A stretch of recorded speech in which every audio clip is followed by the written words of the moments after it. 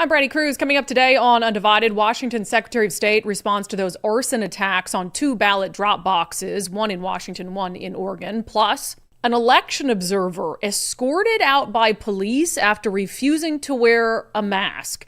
And Jeff Bezos drops some cold, hard truths on his employees at the Washington Post. That and more coming up today on Undivided. Remember, you can support our show for just $5 a month by signing up at undividedpod.com.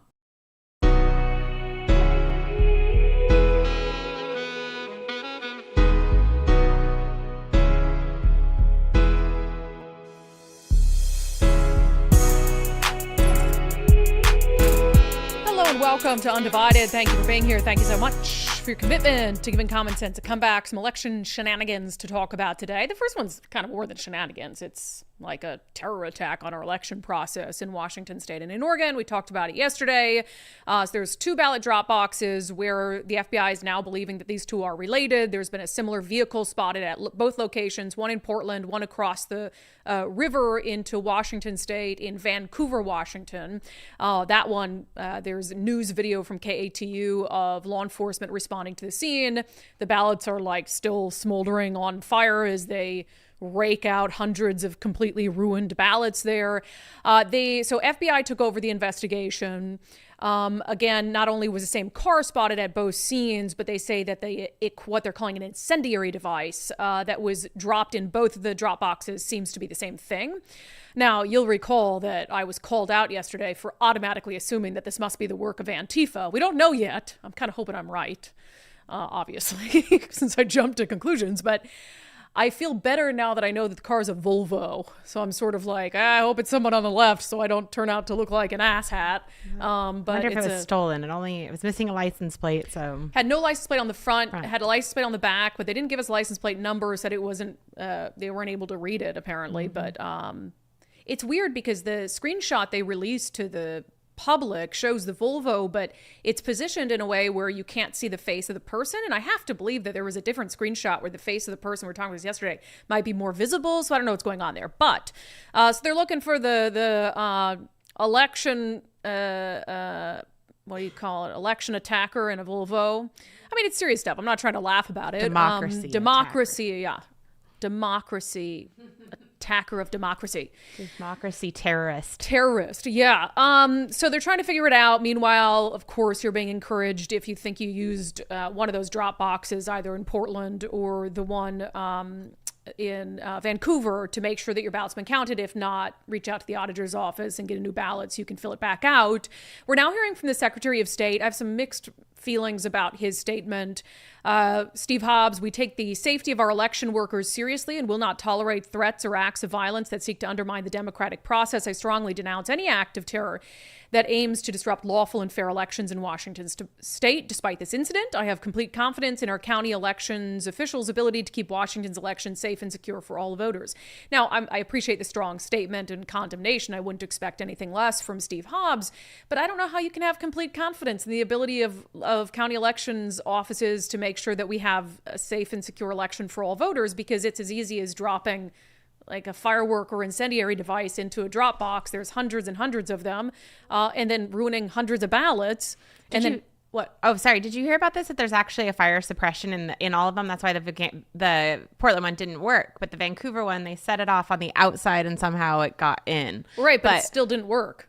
So it's like, how can you can't be that confident that you're able to protect all those ballots if you have a ballot drop box that's sitting outside somewhere in a setting. I mean, obviously how that can you person ever be that confident, right? And so, and I get that you can't always prevent ne'er-do-wells. You can't always prevent attacks on our democracy. All you can do is respond to them when they happen swiftly, and take them seriously, which I think that they're going to take this one seriously. You know, there are some other concerns about elections, because I talk about the cry wolf syndrome, where I think you had the right for so long be like, this is stolen, that's stolen, this is sketchy, that's sketchy, and they wouldn't have any evidence. And so it's sort of like, after a while, people started tuning them out, which is not great, because there are sometimes legitimate concerns about the election and about the chain of custody issue when you don't do an in-person day of voting thing.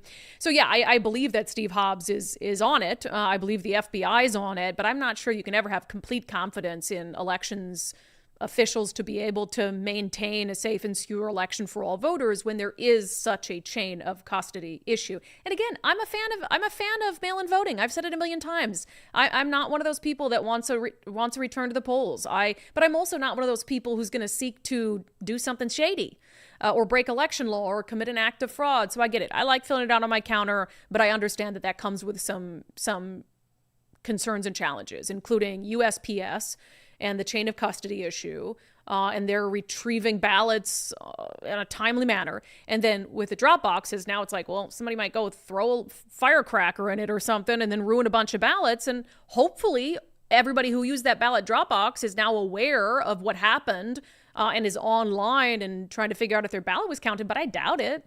Some people are just disconnected, right? Governor Jay Inslee, it took him a while, but he did put out a statement about this on X. This was a violent attack on democracy, and we will do everything to keep our election system strong and secure in Washington. Our state and local election teams are fully dedicated to making sure every person's vote is counted fairly and accurately. So just an update on that. They're looking for the person in the Volvo, and I hope that the FBI finds them. And whoever it is, look, if it is a right-winger, I'll do a little mea culpa. But as I said on the show yesterday, only one side has lit things on fire around here for 10 years. So it's really interesting to me that there's still no statement from Bob on this via attorney. Just checked it? I just checked via Attorney General or campaign site, which, I mean, Reichert was quicker than. What about the AGOWA site? Did you check his official Twitter? X? Oh, yes, I did. Oh, you did? Okay. Yes. Yeah, because he has his Bob Ferguson AG, but then there's the AGOWA one. Check both of them. Yeah, Dave Reichert said something about it. I mean, Bob doesn't speak out about crime, Nicole. He's the public safety candidate, but he doesn't speak out about public safety. That would be asking too much. All right, let's get to a crazy story out of Island County. I am just baffled by this. So you can be an election observer, and often we hear that from officials like, hey, if you're not don't trust our election process, then volunteer to be an election observer, and you can go in and you can watch where ballots are tallied and counted and the signature matching process and do that and maybe see for yourself. In fact, Joe Kent, he was on with us the other day, a candidate for Congress in the 3rd District, a Republican, and he encouraged his fans and voters who are concerned about the election process to do just that. So in Island County, there are some Republicans with the Island County Republican Party who said, okay, we're going to do that. We're going to go watch ballots be counted and tallied. So if we have any concerns, it's happening right in front of us.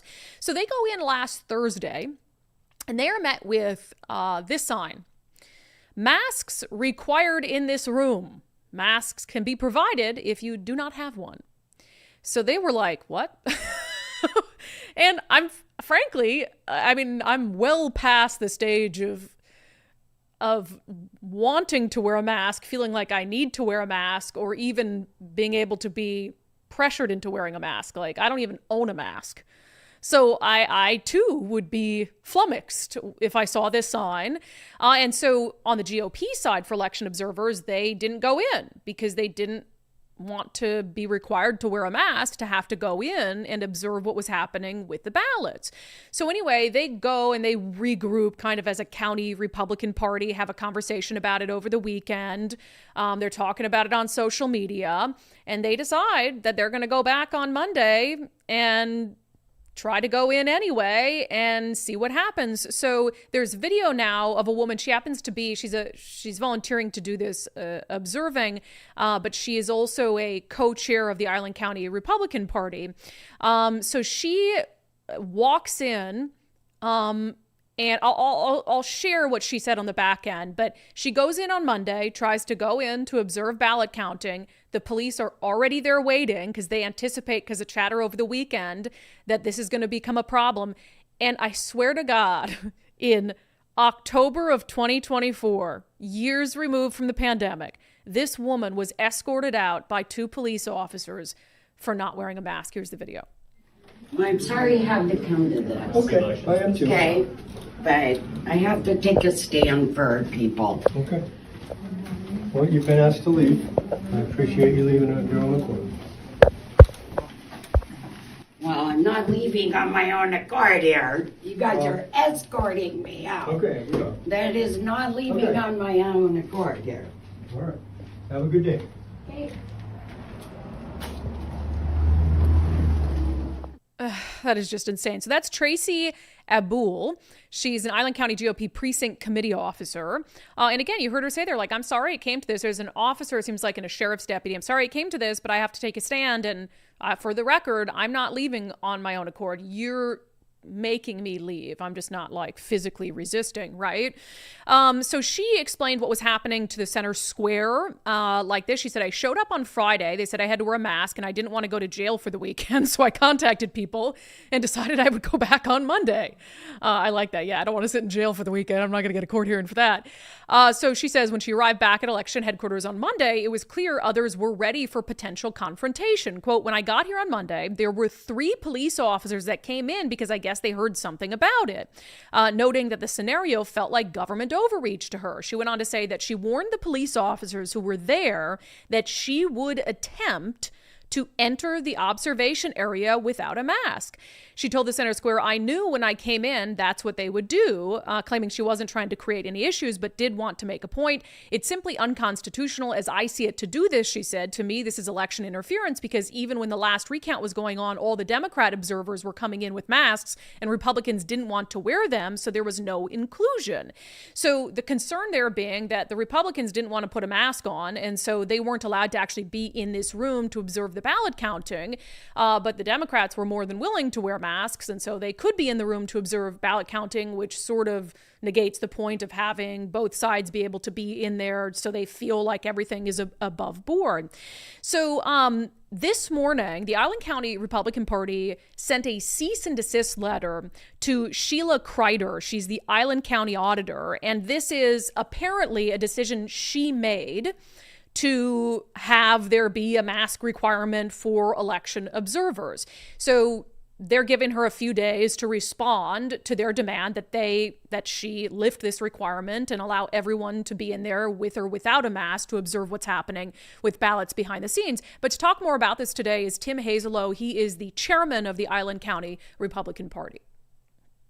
Tim, welcome to Undivided. Oh, thanks for having me. Yeah. I really appreciate you covering this for us in this little island county of ours. Well, we're just ridiculous situation. I mean, there's so many elements to this. So first, was the party notified or did you know in advance of sending election observers that there would be a mask requirement? No, not at all. Actually, so I work in a facility on the Navy base, so I can't have my phone. So I get out of my work at 2 p.m. on Thursday to a plethora of calls from observers saying that they were not allowed in to observe because of the mask mandate. And so then I started doing some homework on that. And here we are today with the letter that I sent you about us serving the cease and desist. Yeah, so just a sequence of events. So this woman in particular, is she just a volunteered to go observe ballot counting? Yeah, so we have some volunteers that volunteer every year. This lady that is in the video actually is our vice chair of the party. I'm the chairman of the Republican Party in Island County. She's the vice chair.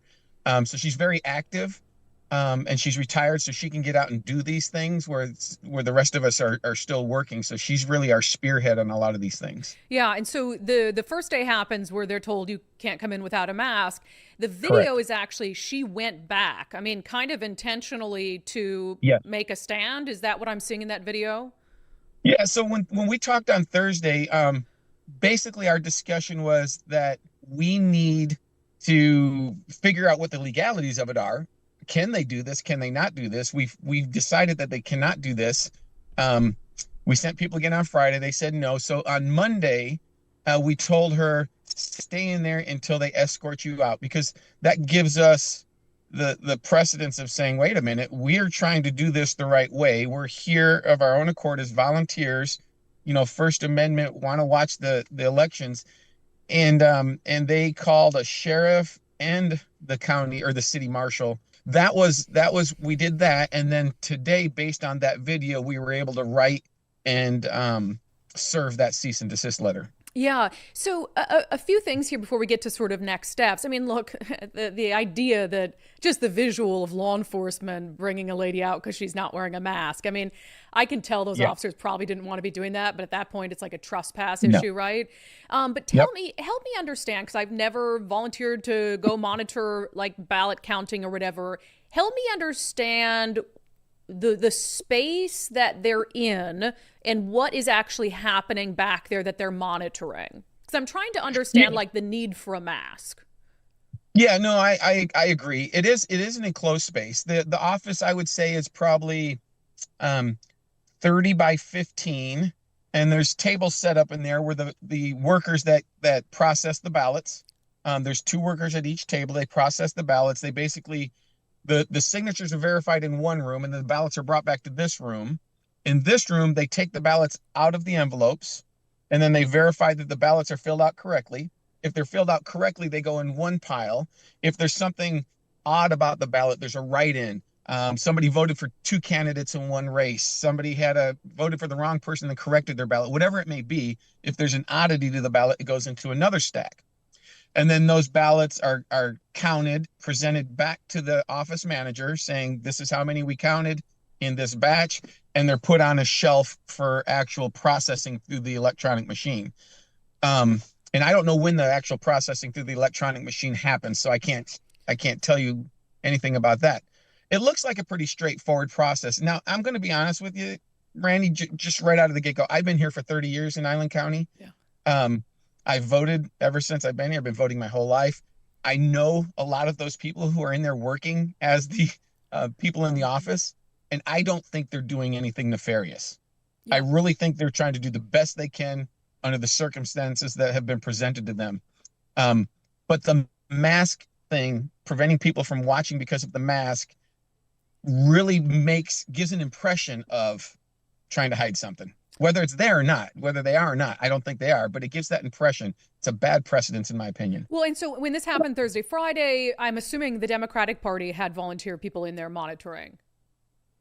I was not here Okay. for the Thursday, but I would imagine so. And obviously most of those folks, and I'm not going to classify or say it's a good or a bad thing, but most of those folks don't have a problem wearing a mask. Yeah. And so I can see where that wouldn't have any effect on them whatsoever, good, bad, or indifferent. Well, that's kind of the issue, right? Is if you've Yeah. got two sides that want to monitor how things are going, just in case, then one side that is, very, not everyone, but I'm certainly as hell not going to put a mask on again, Yeah, so it's no, sort of like, never again. yeah. And so I won't say never again. I mean, but, probably not. Yeah. So I guess, from that perspective, making sure and having election observers in there is important, right? And obviously the Republican Party believes it's important. So given the gravity of that sort of job, why not just suck it up and say, put a mask on because we've got to monitor this? Well, and if they, okay, it's kind of a principle thing at this point in time. Mm-hmm. Two things going on here. They're allowing us an accommodation, which means we can stand in the hallway and look through the door.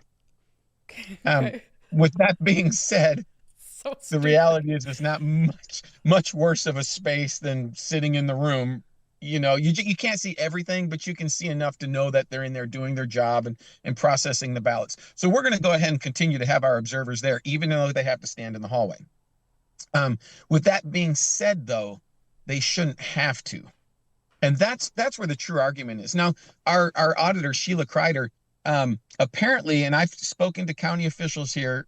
Like I said, I've been here for 30 years. I know quite a few of them.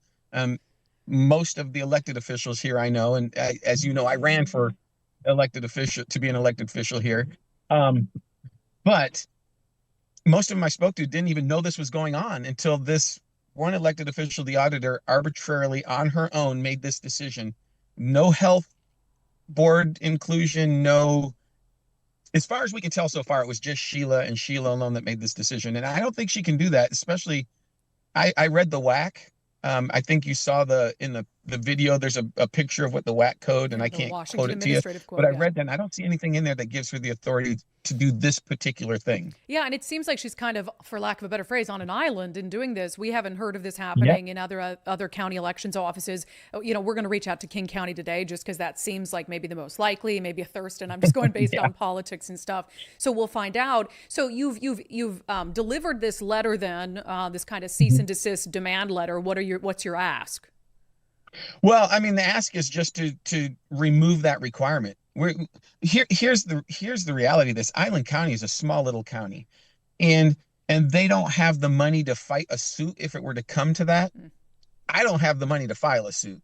for what Don't it's tell worth. him that. Don't tell him that.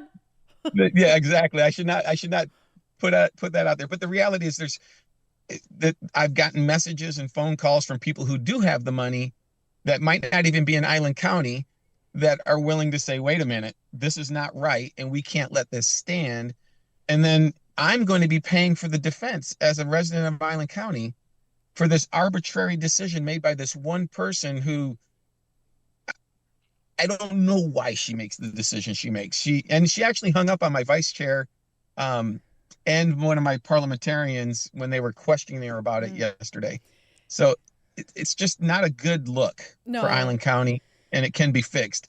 And we want to give them the chance to fix it before it goes to any type of costly litigation. Yeah, because I know the state GOP chair is very in tune with what's happening, and I would say that he'd be one of the people who would be stepping up to challenge it. And it does just seem very arbitrary. I mean, look, we're long past COVID and the emergency state of that. And if there are people who want to wear a mask, great. If they feel like, or if they are that scared of COVID, then don't be there. I mean, I hate to say it like that, but Tim, well, this is fascinating. Please keep us up to date on what happens, okay? I will. I appreciate your time. Craziness out of Island County. I mean, that's really I'm flummoxed. But here's how the auditor explains it. Again, the Island County auditor, Sheila Kreider, who's now been hit with a cease and desist, told the Center Square the masking requirement came from Island County auditor Sheila Kreider, who told the Center Square that in the wake of a COVID-19 outbreak at the election center back in August, when election workers were conducting a recount in the lands commissioner race between Democratic candidate Dave Updegrove and Republican Sue Keel Peterson, several workers got sick. She said, we had 8 people that got sick, so now we're just ensuring everyone is kept safe as a precaution. So is the precaution legal? Is it necessary? Both very important questions. I fail to see how that would be legal, like absent some sort of order from maybe like the health department. I mean, and it's like I get it that she's saying, well, people got sick, but it seems incredibly arbitrary. And oh my God, for the love of God, like we're done with the masking thing.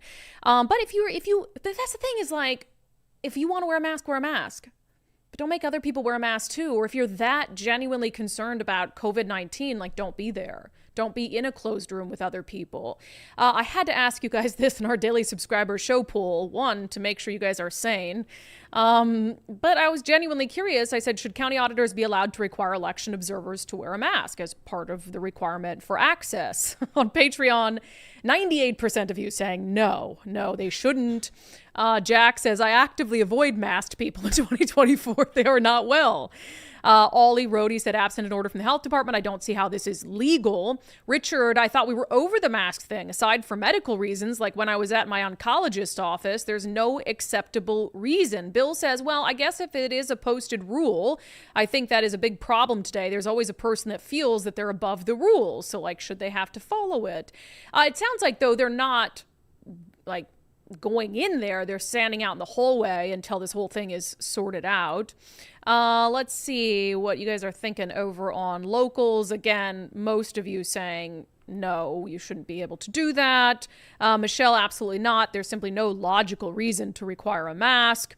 Todd Welch, there should be strict access to ballot storage and processing rooms. IDs, passcodes, and possible biometrics. All persons should be electronically logged that cannot be changed, just so you know who was in there, I suppose. I'm sure they do some sort of monitoring of it, but just an interesting situation. So we'll continue to watch that.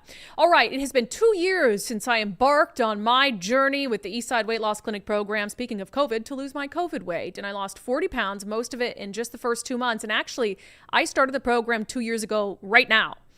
Because between Halloween and Christmas, I lost almost 30 pounds in that period of time. And that's really what gets you to commit to the program is the weight loss.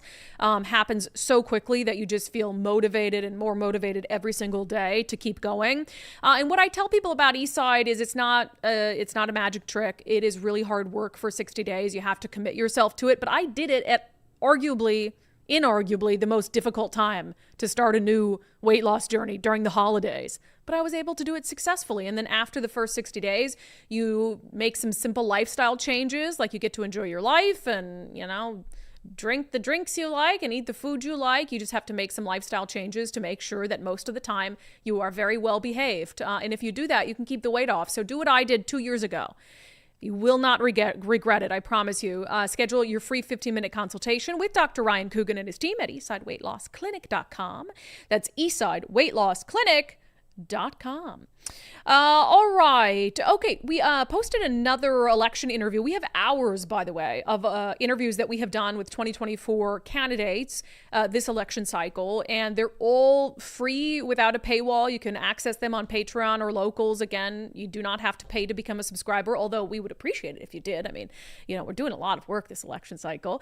We posted another one last night, or actually it was early this morning, I think it went up, with Sam Sim. So Sam Sim is a Republican candidate in the 44th legislative district, which is Mill Creek, like Snohomish, basically east of Everett.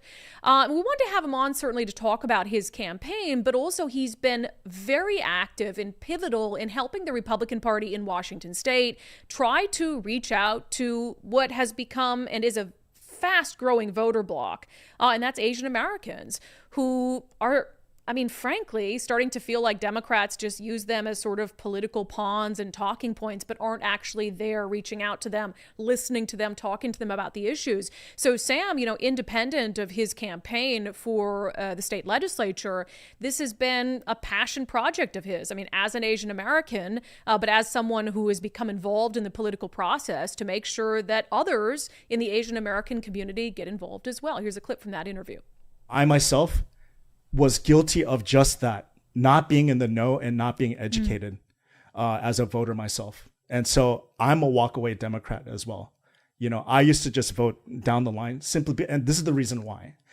The first part of your question has to do with our first kind of Korean American candidates here in Seattle just happened to be a Democratic Party. So for example, Cindy Ryu, Marilyn Strickland, and Tacoma, who we respect. And we're proud of them because they're, and then of course, Senator Paul Shin from way back in the day. So they kind of led the way and were kind of the founding members of this. And so because they were among the first in the Korean community, naturally we're all very proud of that. And so not so much as the party alignment, we're just going to vote for the candidates simply because of the fact that they were Korean American. Gotcha. So that's one of the things that we have to confront is because of their ethnicity, there's kind of that pride factor. And so regardless of that, they're just going to vote for them simply because they look like me. And maybe they haven't seen a lot of Republican candidates who are Asian American. That's right. That's right. So as I mentioned a couple weeks ago, myself and Lin Trin and Riaz Khan, we formed an Asian candidate forum, which is the conservative Republican Asian kind of ethnic candidates. For the first time ever, I believe, in Washington state, was covered by the local media here. We had our first Asian forum and 50 people showed up. Oh, great. And that was not just Asians. It was a good majority, but it was all people. It was all Americans. It's what our community looks like. And we did that because not to show that we were special or anything like that, but because we're united. Yeah. So the second part of your question is that as I've been going around in the 44th, which is primarily Bothell and Mill Creek, it's a good sizable population of Asian, East Indian, etc. And my approach is simply, hey, regardless of what's kind of going on the national level, I have very little impact as to what I can do there because there's a tendency to kind of tie me into that. Yeah. When I mentioned that I'm Republican, but nobody really kind of got hung up on that. Yeah. It was only like a few, really. I simply just approached it from a perspective of saying that, hey, let's look at our local issues. And are we in a better place than we were? Just ask yourself 5 years ago, right? Yeah. Everybody, and I think you said it best, Brandi. It's like any control by any one party, regardless if it's Democrat or Republican, it's always going to be risky and dangerous. That resonates so well with me and the community. So that's how I present myself. What does our education look like? We're still failing. Our kids are still failing. We're number 2 in the country for a large city with parents leaving education. That's huge. That's top of mind for our ethnic communities and those in the 44 is education and then public safety. They're scared to have their kids run out these days and be safe in the streets there. Again, that's part of my conversation with Sam Sim. He's a candidate for state legislature in the 44th district, Mill Creek, Snohomish. So he's going to be on your ballot in November if you live in that area. But also, I think we talked for about 40 minutes, a really interesting conversation about the GOP, frankly, trying to diversify, diversify its candidates, but also trying to reach communities that haven't been as involved in the political process. And actually, we're having a similar conversation with another candidate. The interview is going to drop tomorrow, Jaskaran Singh, who we've had on the show a couple times, decided to run because he's a landlord and there's a guy living in his house who hasn't paid rent in 2 years. So he's like, this is crazy. So now he's running for state senate as a Republican. And it's definitely this interesting, when I've been out knocking on doors for Dave Reichert, I said this on the show, I haven't met one Asian American or one East Indian who says they're voting for Bob Ferguson. And so it definitely seems like, when it comes to the values and the things that they prioritize, it's a real good opportunity, one, for the Republican Party to reach out to fellow residents and Washingtonians and get them involved, but two, reach critical voting blocks that Democrats might be taking for granted. So if you want to watch that full interview, you don't have to become a subscriber. We have hours of interviews with 2024 candidates on our subscription platforms, but there's no paywall. So go to undividedpod.com, and it'll navigate you to our subscription platforms, and you can watch those interviews for free. All right, we're going to get to our segment, Unbelievable. Oh, it's a good one today. A lot of chuckles putting that story together. First, if you're thinking about selling your home, reach out to our friend Wes Jones at sellwithwes.com. He's been doing this for a long time. He has been through all the ups and downs in the real estate market. And Wes and what his team does at Wes Jones and Associates is just a superb service, from their marketing to the communication, all of it. That's what Mike Boggs, a retired Seattle police officer, found out when he went to sell his home of 30 years. So the concerns were, is it presentable enough to sell quickly to get the price we want? Wes came out and met with us, and we told him what our concerns were. And he mentioned the concierge service, and we did take advantage of it. It was such an easy process. Wes is a really great guy, and his team is amazing, and the communication is great. So the whole process was great. Yeah, and he was able to get his home sold quickly, and now he's retired in Arizona, which good for him after working as a Seattle police officer. He deserves that retirement in Arizona, and I know that Wes was glad he could help. So check out Wes Jones and his team, sellwithwes.com. Start by using their home value calculator so you can see how much your home is worth. It might be worth more than you think. Sellwithwes.com, a better way to sell your home. All right, good news. If you are a laser hair removal provider, you could find yourself a lucrative government contract. Let's talk about it in our segment, Unbelievable.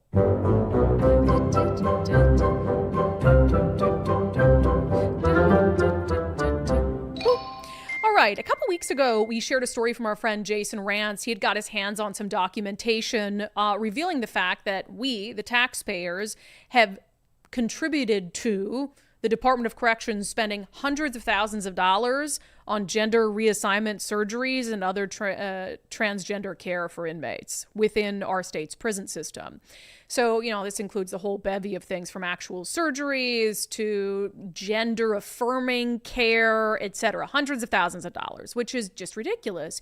But someone sent me, in Washington state, if there's a government contract to be had, they'll send it out for a bidding process where you'll get alerted like, hey, here's a government contract. Are you interested in it, et cetera?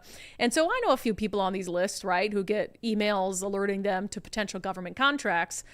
Never seen one quite like this.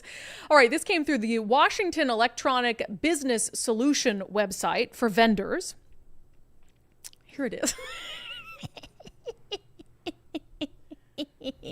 Sorry, that's my favorite graphic ever.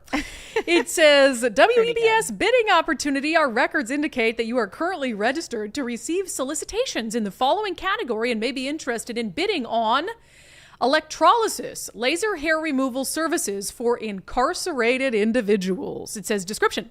The Washington State Department of Corrections provides comprehensive health care to incarcerated individuals. The department is committed to providing all individuals with the care and treatment necessary to promote their physical and mental health, including the provision of electrolysis, laser hair removal to individuals receiving treatment for gender dysphoria. So the bidding is open on that until February 28th of 2025. If you are a laser hair removal provider and would like to go visit some of our inmates in the Washington State Department of Corrections, and I don't know, get a little bit of that lip hair off, a little bit of that armpit hair, ooh, even down low or something like that.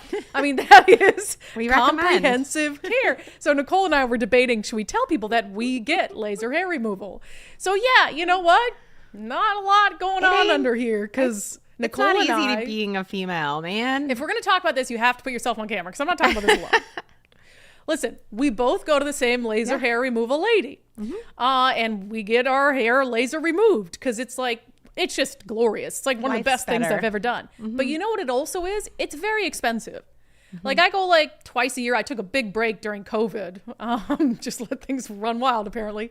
And then I came back. It's not cheap. Like, it's about like, maybe, it depends on what kind you get, right? Yeah, and I'm sure every place is different, because we Yeah. go to a very nice lady who has Yeah. really great equipment that doesn't hurt at all. Yeah, It's great. and it's like you So got I to don't go a know what certain this- number of times, like I think like 10 to 12 visits, and it's several $100s a pop, and it's like spread out over years, right? And you just like, laser hairs, have hairs removed.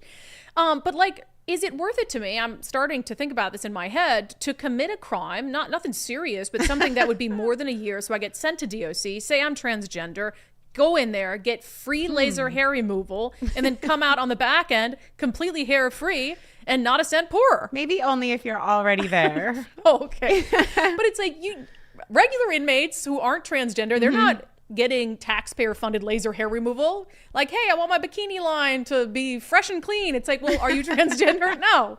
Then no. You know what I hope back in the day So when it stupid, first you came out. guys. It's so stupid. When it first came out, I tried getting it, and it was like the rubber band laser. I mean, it's painful. Where it's so like, zzz, I kind of hope they get those lasers, not our fancy laser. Nicole, if it wants you to suffer, if you're getting taxpayer Well, I funded just don't laser want it hair to be a removal. pleasurable experience. Or you know what I mean. It's not a pleasurable experience either way. Well, I mean, it's a doesn't nothing hurt. The experience. one we do yeah, doesn't hurt, it's just but not. It's a nothing experience. I don't know. It's not pleasurable. Okay. Nicole's kind of a weirdo, I guess. You know, All it's I'm like getting a saying is- tattoo. It's like the good kind of pain. Yeah, getting rid of Whatever, hair. Nicole. Okay. You weirdo. Strange. Oh, you made me come on but camera. seriously, I mean, this is a government. Can you bring my graphic back up? I spent a lot of time on it. I would like it to be shown more than once. I mean, this is the kind of stuff we're doing in Washington State. They have a $5.1 billion budget deficit because their spending's out of control. Yet they are spending money and sending out bids for a government contract for a laser hair removal specialist to go visit inmates behind bars to get rid of unwanted hair in order to promote their physical and mental health while they're dealing with gender dysphoria. If that's not enough to get you to vote for a Republican, I frankly don't know what is. If the homeless crisis wasn't enough, if the drug crisis wasn't enough, if the spending crisis wasn't enough, if the overtaxation wasn't enough, if the cost of goods and services wasn't enough, if the lowest number of police officers per capita of any state in the nation wasn't enough, isn't this enough that they're using your tax money to go behind bars and give people laser hair removal? I mean, come on. Come on, you guys. This is stupid. Kelly's gonna love this segment. This I'm gonna is send it to her. stupid. You know what it is? Unbelievable.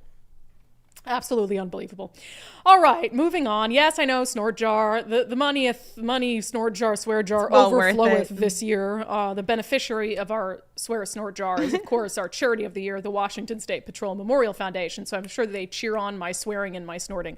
All right, I have encouraged you guys to take the First Mark Challenge. What are you freaking waiting for? I mean, genuinely, it doesn't cost you anything, and it could save you money. It's like the most no-brainer advertiser we have. The First Mark Challenge works like this. You schedule some time with them, set aside like a half hour to an hour, talk to them about your current insurance, your insurance needs. They'll go out, they'll shop the market for you, they'll come back and they'll make their recommendations. Sometimes they might tell you, hey, you have the best insurance that you can get for the price. We can't do anything else for you. And then what do you lose? Then you got some peace of mind. And you could pat yourself on the back like, oh, I did a good job without an insurance broker. But more likely than not, they're going to come back and say, hey, here's what we would recommend. We can save you a little money. We might be able to get you better insurance and more coverage for the amount of money you're already spending. So be the next First Mark Challenge victory. There are so many of them. Tanya says they bought a coffee cafe in Long Beach and used First Mark to find their insurance. It was the best choice we made, she said. It's called the Kraken Cafe. Oh, we asked, what is your cafe? So go visit Tanya at the Kraken Cafe in Long Beach. Say Brandi and Nicole sent you. And tell her, welcome to the First Mark family. FirstMarkInsurance.com, FirstMarkInsurance.com. The very best part is they work for you. All right, Jeff Bezos with some truth bombs in the Washington Post. So I told you yesterday how Washington Post journalists had a meltdown that the Washington Post would not be endorsing a presidential candidate. And I just thought it was so ridiculous. But I mean, just the reaction to that shows why the decision was necessary. Just the reaction from some on the left and internally at the Washington Post, the horror that they wouldn't endorse Kamala Harris on the opinion pages, shows that what the decision Jeff Bezos made not to do an endorsement was necessary. And after this meltdown and people saying, I'm canceling my subscription, and then internally at the Washington Post, them throwing a hissy fit, again, that they were going to stay neutral. Think about that. The left is so used to getting favoritism and to being the side that the media is biased in favor of, that even when they switch to just neutral, it's like the end of the world. So Jeff Bezos, again, owns the Washington Post. I'm going to read quite a bit of this because I think what he has to say is necessary. There's a little jab in there at us. Did you see that? Jeff Bezos is jabbing us. A little. Clearly us specifically. Yeah. Yeah, without naming us. Yeah, he he obviously watches our show. Obviously. But I think a lot of this needs to be said where he's basically like, I can sum it up for you by saying, like, grow up. Stop having a hissy fit, act like adults, and let's try to fix the public's perception of the media. So he says, I love how he gets to write an opinion article in his own paper. It's like, well, if you own the paper, they're going to definitely publish that one. The hard truth, Americans don't trust the news media. He says, in the annual public surveys about trust and reputation, journalists and the media have regularly fallen near the very bottom, often just above Congress. But this year's Gallup poll, in this year's Gallup poll, we have managed to fall below Congress. Our profession is now the least trusted of all. Something we are doing is clearly not working. Let me give an analogy, he writes. Voting machines must meet two requirements. They must count the vote accurately, and people must believe they count the vote accurately. The second requirement is distinct from and just as important as the first. Likewise with newspapers, we must be accurate, and we must be believed to be accurate. It's a bitter pill to swallow, but we are failing on the second requirement. Most people believe the media is biased. Anyone who doesn't see this is paying scant attention to reality, and those who fight reality lose. Reality is an undefeated champion. It would be easy to blame others for our long and continuing fall in credibility, but a victim mentality will not help. Complaining is not a strategy. We must work harder to control what we can control to increase our credibility. Amen.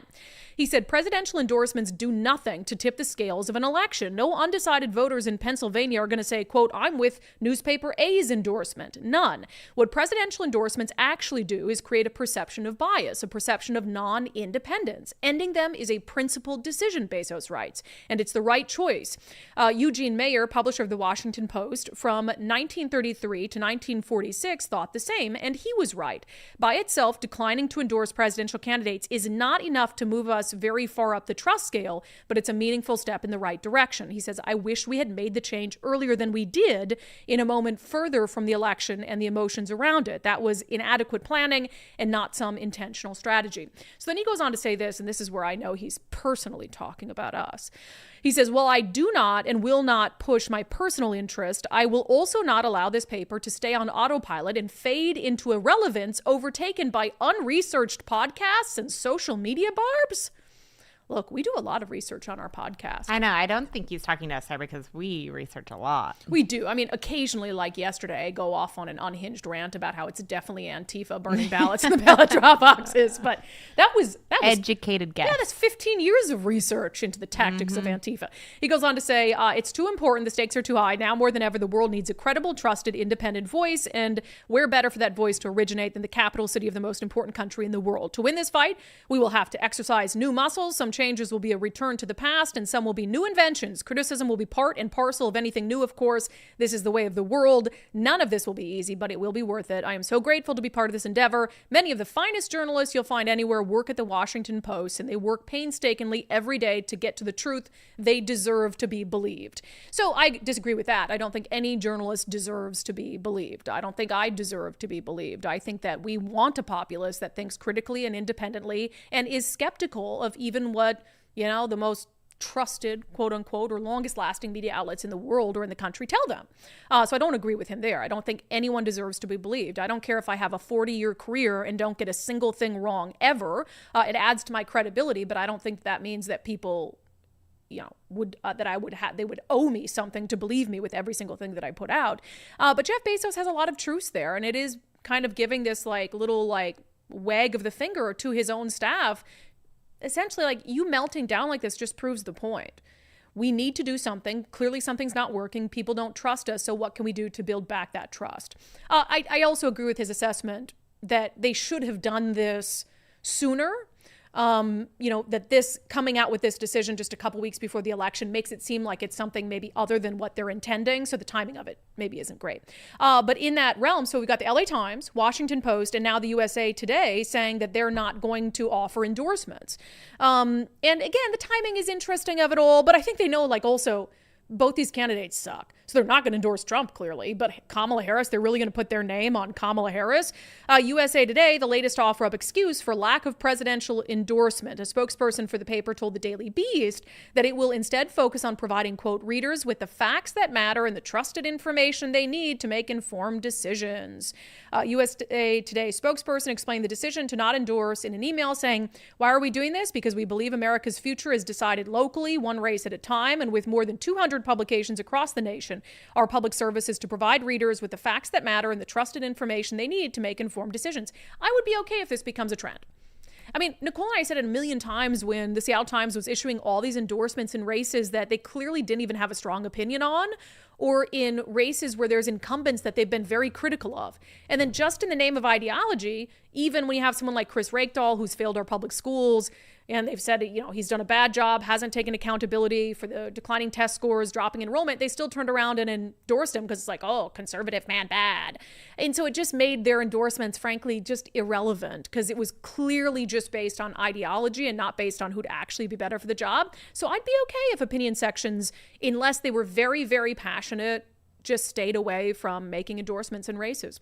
All right, we're going to get to questions, comments next, and our closing sanity check, which will take us down to Gavin Newsom's California. First, our friend Zach Abraham at Bulwark Capital is having another one of the Know Your Risk webinars they do a few times a year. This one's coming up on November 21st at 3:30 p.m. Totally free to sign up and to join. You can register by going to knowyourriskradio.com, knowyourriskradio.com, and this will be post-election. So it'll be, if you haven't been to one, it'll be an important one to go to because they'll be talking about the results of the election and how that might impact the economy and thus your retirement portfolio. And that's what Zach Abraham and his team at Bulwark specialize in. They specialize in risk management, and they have analysts that every single day are tracking current events and adjusting your retirement investments as necessary to shield you from risk as much as possible. Remember, you only get one retirement. You need someone who's going to cradle it like a baby and protect it at all costs. So don't miss Zach's in-depth retirement portfolio free live webinar Thursday, November 21st. Why do you laugh at me, Nicole? I think I do a very good job with the ad reads. You do a great job, Brandi. Thank you. You're over there laughing at me. No. Their free live webinar this Thursday, November 21st. Register right now. KnowYourRiskRadio.com. That's KnowYourRiskRadio.com. Okay, comments, questions. Ian Condon. Seattle Fire is in full emergency staffing mode. Why are you still laughing at me? Why are you smiling over there? What am I doing? No, that time. What did you say? I'm very self-conscious today. You said questions, comments in... Questions, comments? I don't know. What did you say? It sounded like Ian Condon. Ah, it's a name. Oh, you said his name. Yeah, his name. I'm really self-conscious today because, I'll just tell. I have this pimple right here. Do you see it?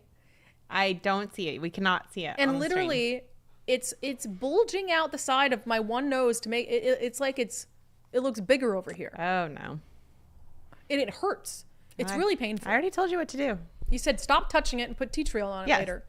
I can't stop touching it. It hurts. Gone like that. Anyway, Ian Condon, Seattle Fire is in full emergency staffing mode due to its department leadership abandoning its brothers and sisters and running many more off with extreme woke ideology. They have units and whole stations out of service every day. Then why are the firefighter unions endorsing the Democrats? What is with so many firefighter unions endorsing Democratic We've heard candidates? from a lot of firefighters that don't agree with their unions endorsing Democrats, but I never said this at the time because I didn't want anyone to be hurt about it. But remember what firefighter union was it? Was it Everett Fire or Snohomish Fire that disinvited me from giving a keynote address at one of their retirement things? Oh, it was Snohomish, I believe. Was it Snohomish? Yeah. Because their union met and decided at the time that because I was anti-vaccine, I couldn't come address them. Isn't that nuts? And I had even agreed to do it for free because if it's first responders, typically I won't charge a speaking fee. It was something, I don't know, I don't want to say for sure it was Snohomish or if it was Everett, but it was up there somewhere. And I was blown away, and I wasn't even anti-vaccine. I was pro-choice with the vaccines. What was so funny about that? I was vaccinated. I had gotten vaccinated and they were calling me anti-vaccine. So there's something weird about there's this disconnect between police and fire where the firefighter unions are so different from the rank and file. Oh, yeah. It's very strange. Yeah. I haven't told that story up until now because I was the person who invited me wasn't involved in the decision making and I didn't want them to feel bad, but now it's been 2 years or something. Yeah. I don't know. I could go speak to firefighters for free because I was anti-vaccine. I don't even think it's been 2 years. I think maybe a that year was and a what was half. so ridiculous is we were so far past that. We're seriously still? Insane. Brett, if you're that scared of a made-up BS, stay home in your toilet paper fortress. Well, that's the thing, and that's how I felt during the pandemic, is if you're at risk or you're genuinely fearful, then you can stay home, and the rest of us won't, I mean, knock on wood, or just have a immune system like Brandi. Holy moly. I've been sick 6 times since we started this show. She just comes in anyway. I just come in anyway, but so far you've stayed pretty healthy. I used to eat dirt when I was a kid. That probably lived on a helped. farm. We were all out in there. One time I ate dog food. Have I told you that story? It's kind of sad. Ooh. My dad made me stay outside, and they were outdoor dogs. They had a little shelter with a heat lamp. Because I ate a piece of dog food, he made me stay out there with the dogs for a few hours. That was punishment for eating dog food? I thought maybe you ate dog food as a punishment, but No, I tried the dog food. I don't know why. My dad made me sleep out with the dogs for a few hours. How old were you? It's really traumatic. Oh, couldn't have been more than 10. I was probably 7 or 8. You're going to eat. I had a What are traumatic you doing childhood. Eating dog food at I 8 was a years old. kid. I can understand I it put it in my 3. mouth. Okay, 8 and 10 year I olds do still not just put remember dog having to food sit in out in their this mouth. shed with the dogs. Well, if you're 8 or 10, you should be making better decisions by now. You know what I haven't done since then, though? I haven't eaten dog food since then, so the punishment worked. Wow. Wow, that's Tangent. very bizarre. Todd Brandi. Welch, has Nicole reached out to the Island County Auditor? You did this morning, I correct? did, Yeah. and the King County, just to see what Yeah, their we just want to policy see, was. we were thinking what county would have a policy like that because we haven't heard of any others. So we asked King County. Michelle Harryford, time to sue. There's zero mask mandate, and this is an infringement on her rights. Just another face in the crowd writes, doesn't work for me. I tried both laser and electrolysis for years. Didn't work. All came back immediately. Yeah, apparently we're talking about laser hair removal. If your hair is a certain color, it's got to be it can't be super blonde, right? Yeah, so it doesn't work on super light hair, but sometimes it just, even if it comes back much thinner and finer. Well, and then which also is just a bonus in itself. if you have the guys are can we not talk about Yeah, laser hair well. removal? You could get it on your back, You could. You Oh. could, 100%. Oh, Kelly does that all the time. There you go. She tells me stories. Yeah. But if you have a big hormonal change, like you get pregnant, it can also kind of come back again. So just And something to that's know. why we go back once a year, because it comes back. It It's comes not, back sometimes, part of Okay, life. let's stop talking about laser All hair right, removal. that's terrible. Marksman Hitman says people can't afford good health care, but these people get free health care without paying for a dime. And this isn't health care. Laser hair removal is not health care. So they're getting stuff that's not even necessary and they don't have to pay for it. Cosmetic. You're paying for it. It's not free. It's even worse than that, Marksman Hitman. You're paying for it. It's cosmetic and you're paying for it. Wild stuff. Patty cakes. Best money ever spent on myself. Oh, we're talking about laser hair removal again. Brett Hammond, First Mark family for years. Best deal out there. Yeah. Mike and I are going on, 2.5 years or something with First Mark? We love them.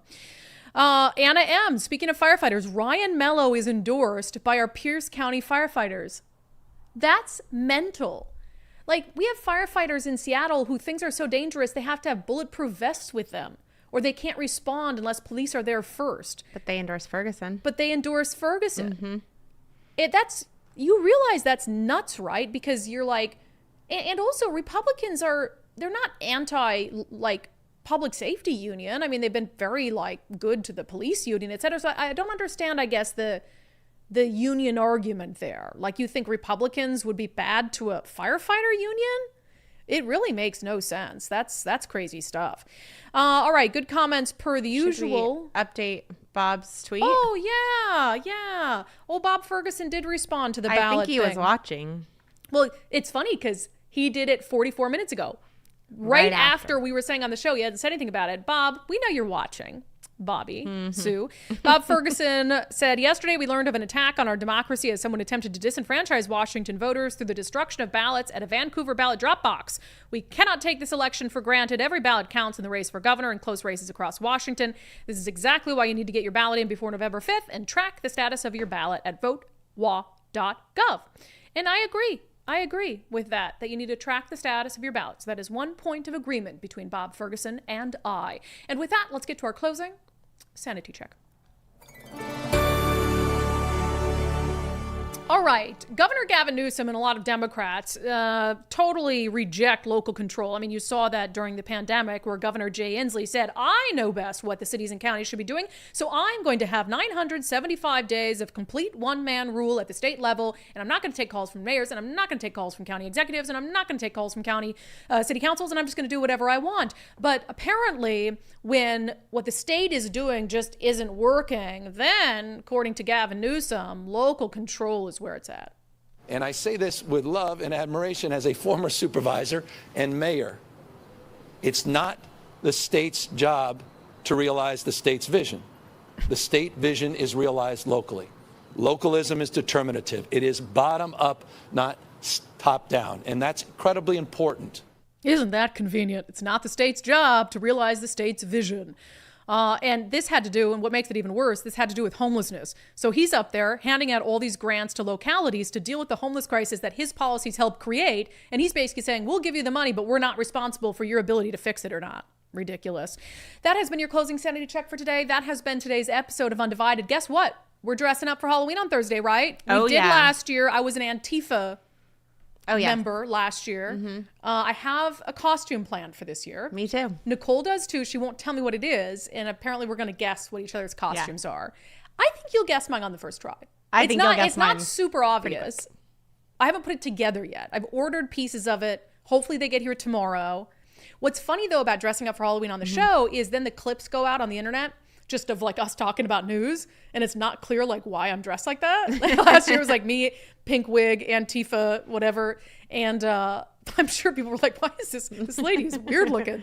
Mine this year is really good though. Okay, I'm excited. Yeah, mine last year was sheeple. I was sheeple. You were a sheeple. Yes, you were a sheeple. So we're always like, some sort of connection to politics or news in the state. So do you have I'm sticking with that theme. Do you have a tip for me on what yours is? Like a clue? It's local, not national. Local. Mine is too. Okay. What Yeah. if we have the same one? I think that'd be hilarious. What if ours is the same? You said that. You're like, but why do we guess? What if it's the same? I'm like, that would be awesome. Okay, I guess we're going to find out on Thursday.